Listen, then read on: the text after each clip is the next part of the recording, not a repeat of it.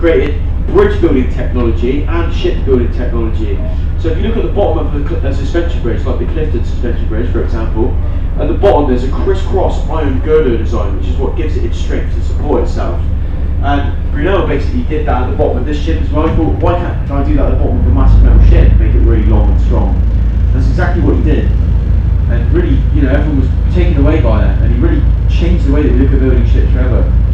It was built by a man named William Patterson, who was one of the most skillful, world-renowned ship builders of his day. Some of the largest ships in existence were built here in the Victorian era by Mr. Patterson.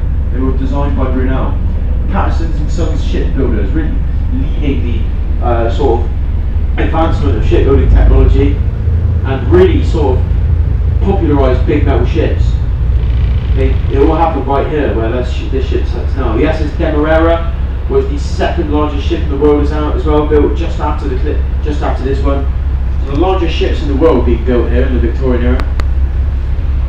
And now, of course, big metal ships with screw propellers are common around the whole world. That's how we build ships these days. But it all started right there.